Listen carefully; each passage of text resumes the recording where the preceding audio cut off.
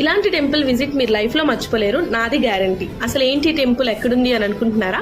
ఈ టెంపుల్ వైజాగ్ నుంచి 83 కిలోమీటర్స్, విజయనగరం నుంచి 50 కిలోమీటర్స్ దూరంలో కాశీపట్నం అనే విలేజ్ దగ్గరలో ఉంది.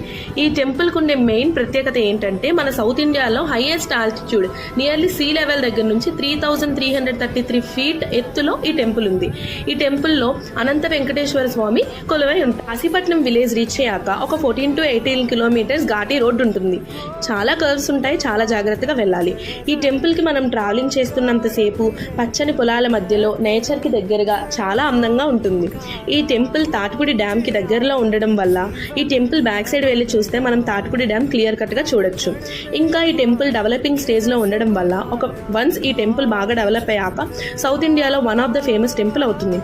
ఆ వెంకటేశ్వర స్వామి గుడిలో కూర్చున్నంతసేపు మన మనసు ప్రశాంతంగా చాలా పీస్ఫుల్గా ఉంటుంది.